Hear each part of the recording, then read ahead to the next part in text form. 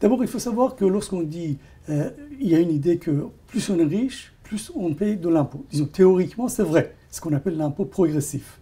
Concrètement, si on veut appliquer ça, ça veut dire quoi? Ça veut dire que, par exemple, on va le revenu imposable, on va le diviser en plusieurs tranches. Et pour chaque tranche, on a un taux d'imposition. Par exemple, pour la première tranche, c'est 10%, pour la deuxième tranche, c'est 15%, pour la troisième tranche, c'est 25%, et ainsi de suite. Bon, ce qui s'est passé en France, c'est que d'abord, on a réduit le nombre de tranches. Aujourd'hui, on a 4 tranches plus une tranche à 0%. Et en même temps, on a réduit le taux d'imposition des tranches les plus hautes. Donc, on est passé, par exemple, de quelque chose comme 70% à aujourd'hui à quelque chose comme 40-45%. Donc, il y a à la fois la baisse du nombre de tranches et en même temps, il y a la baisse du taux de chaque tranche. Donc, la progressivité de l'impôt sur le revenu en France a baissé. Autrement dit, les plus riches ont relativement moins contribué à l'impôt sur le revenu. Ça, c'est la première chose.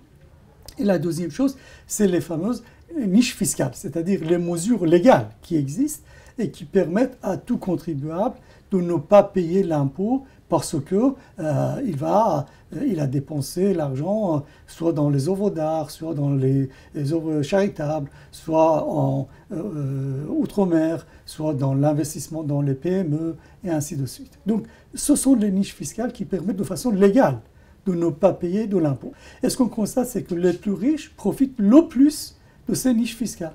Autrement dit, cette idée que, puisqu'on est riche, on paye de l'impôt n'est pas nécessairement vrai. Disons, théoriquement, c'est vrai, mais dans les faits, historiquement, leur contribution a baissé.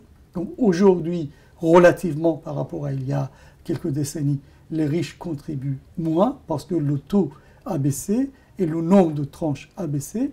Mais en même temps, ces riches profitent des niches fiscales de plus en plus.